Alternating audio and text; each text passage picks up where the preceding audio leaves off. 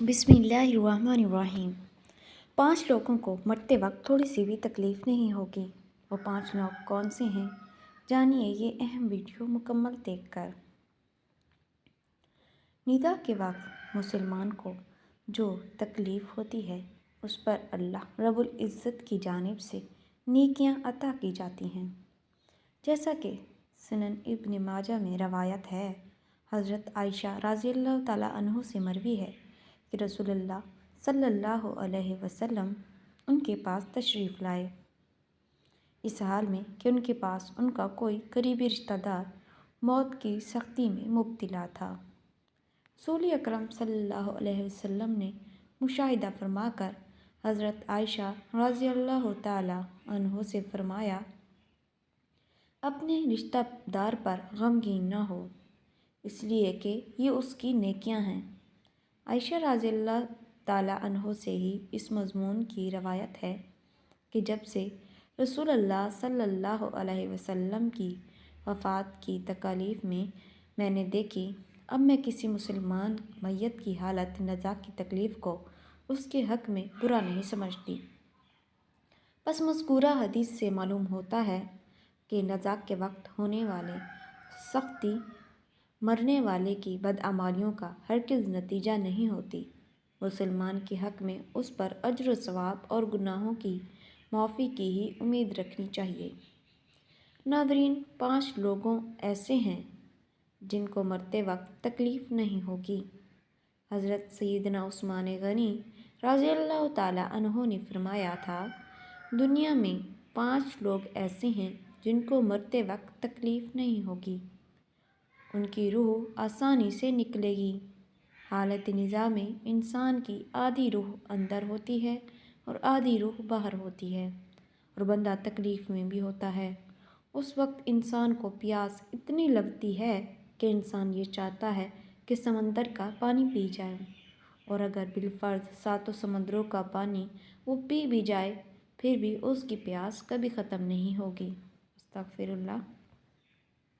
روح نکلتے وقت انسان کو جو تکلیف ہو رہی ہوتی ہے وہ ناقابل بیان ہے۔ حضرت سیدنا عثمان غنی رضی اللہ تعالیٰ عنہ نے فرمایا، یہ 5 لوگ ایسے ہیں کہ انہیں مرتے وقت ذرا بھی تکلیف نہ ہوگی، یعنی موت آسان ہوگی اور بغیر تکلیف کے ہوگی۔ پوچھا گیا کہ جناب وہ کون سے 5 لوگ ہیں جنہیں موت کی سختی میں بھی نرمی میسر ہوگی؟ تو فرمانے لگے، سب سے پہلا شخص وہ جو اپنے ماں باپ کی موت کے بعد، یعنی ماں باپ کے مرنے کے بعد وراثت کا حصہ اپنی بہنوں کو پہنچانے میں جلدی کرتا ہے، یعنی جلد اور بروقت پہنچاتا ہے۔ ایسا نہ ہو کہ بہن کے بچے بھوک سے بلکتے رہیں اور تم بہن کے حق پر قبضہ کیے بیٹھے رہو، اور بہن اس انتظار میں رہی کہ میرا بھائی کب مجھے میرے ماں باپ کی وراثت میں سے حصہ دے گا۔ بہت بار یہ بھی دیکھنے میں آتا ہے کہ بہن کی شادی نہیں ہوئی، جبکہ والدین دنیا سے رخصت ہو گئے، تو بھائی نے کہا کہ کوئی بات نہیں، جب بہن کی شادی کروں گا تو اس کا حصہ اسے جہیز کی صورت میں دے دوں گا۔ یاد رہے کہ اسلام میں بہنوں کو جہیز دینا فرض نہیں، جبکہ ان کا وراثتی حق دینا فرض ہے۔ دراصل عورت کو جہیز دینا یہودیوں کی رسم ہے، اسلام اس کی ترغیب نہیں دیتا، لیکن اسلام میں عورت کا وراثتی حصہ دینا فرض ہے۔ واضح رہے کہ والدین کی ترکہ میں جس طرح ان کی نرینہ اولاد کا حق و حصہ ہوتا ہے، اسی طرح بیٹیوں کا بھی اس میں شرعی حق و حصہ ہوتا ہے۔ والدین کی وفات کے بعد ان کی ترکہ پر بیٹیوں کا خود تنہا قبضہ کر لینا اور بہنوں کو ان کی شراکت سے محروم کرنا ناجائز اور سخت گناہ ہے۔ بھائیوں پر لازم ہے کہ بہنوں کو ان کا حق و حصہ اس دنیا میں دیں، ورنہ آخرت میں دینا پڑے گا، اور آخرت میں دینا آسان نہیں ہوگا۔ حدیث مبارکہ میں اس پر بڑی وعیدیں آئی ہیں۔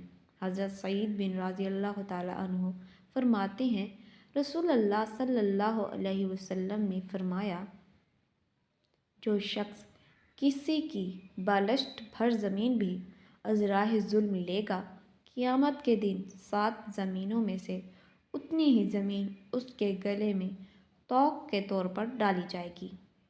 ایک اور حدیث مبارکہ میں ہے کہ حضرت انس رضی اللہ تعالیٰ عنہ فرماتے ہیں کہ رسول اللہ صلی اللہ علیہ وسلم نے فرمایا، جو شخص اپنے وارث کی میراث کاٹے گا یعنی اس کا حصہ نہیں دے گا تو اللہ تعالیٰ قیامت کے دن اس کی جنت کی میراث کاٹ دے گا۔ یاد رہے کہ جہیز کی رسم اسلام کی رسم نہیں بلکہ یہودیوں کی رسم ہے، اور اس کا سب سے بڑا گناہ ہے کہ جس طرح یہودی کی عورت کو بغیر جہیز کے کوئی شخص اسلام قبول نہیں کرتا، اسی طرح اسلام میں بھی عورتوں کی شادیوں میں سب سے بڑی رکاوٹ جہیز ہے۔ غریب آدمی کی بیٹی بیٹھی بیٹھی بوڑھی ہو جاتی ہے کیونکہ اس کے جہیز کا کوئی بندوبست نہ ہو پاتا۔ اسی طرح اگر کوئی شخص یہ کہے کہ میں بہن کا وراثتی حصہ تو نہیں دے سکتا، البتہ جب اس کی شادی کا وقت ہوگا تو جہیز دے دوں گا، لہٰذا فرمایا گیا کہ بہنوں کو بروقت حصہ دینے والی روح موت کے وقت آسانی سے نکلتی ہے۔ ایک عورت کا بھائی جب فوت ہوا تو اس عورت نے بہت اصرار کیا کہ مجھے بھی قبرستان میں لے چلو، میں بھی اپنے بھائی کی قبر پر جانا چاہتی ہوں۔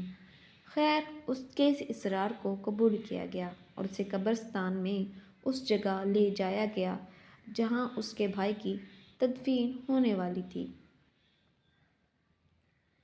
اس کے دیکھتے ہی دیکھتے میت کو قبر میں اتارا گیا اور اس کے بھائی کو مٹی کے سپرد کر دیا گیا۔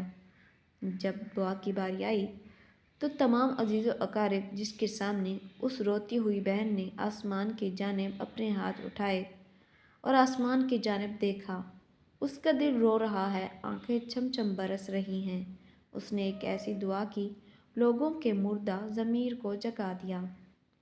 روتی ہوئی بہن نے آسمان کی جانب دیکھ کر فریاد کی کہ اے میرے مالک، انصاف کرنے والے، آج میرا بھی انصاف کر۔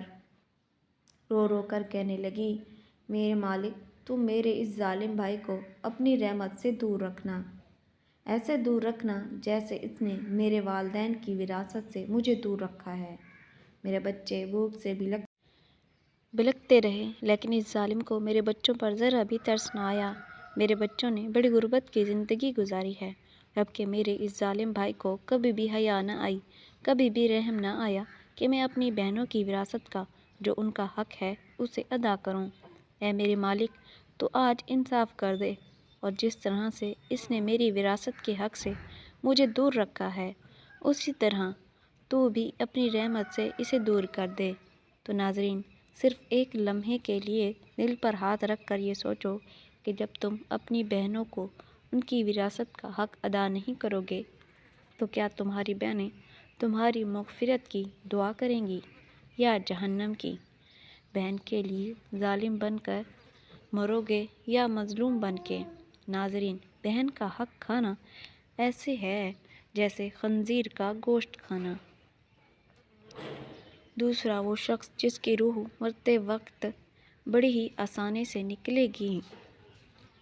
فرمایا، کثرت سے صدقہ کرنے والا شخص یعنی ایسا شخص جو اللہ کی رضا کے لیے اپنے مال و دولت میں سے یوں صدقہ کرتا ہے کہ جب وہ اپنے ایک ہاتھ سے کسی کو دیتا ہے تو دوسرے ہاتھ کو پتہ بھی نہ چلے، یعنی دوسرا انسان وہ ہے جو کثرت سے صدقہ کرے گا تو اس کی موت کے وقت اس کی روح آسانی سے نکلے گی اور جان کنی کا وہ عمل اس کے لیے تکلیف دہ نہیں ہوگا۔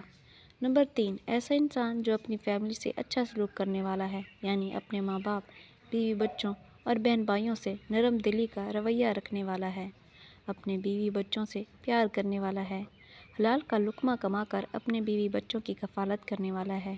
علماء فرماتے ہیں کہ جب رزق تنگ ہونے لگے تو دسترخواں کو وسیع کر لیا کرو، یعنی اپنے بیوی بچوں پر خرچ کرنا بھی صدقہ ہے، انہیں کھلانا پلانا صدقہ ہے۔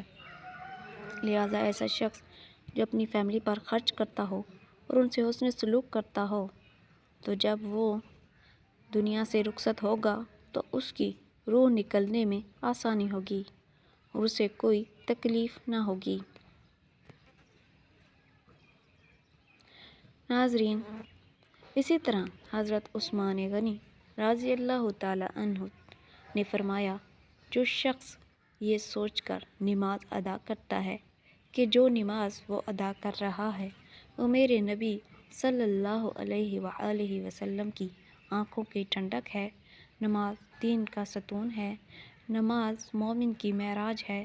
اسلام اور کفر میں تفریق ہے تو 5 وقت کا نمازی موت کے وقت کسی قسم کی سختی میں مبتلا نہ ہوگا۔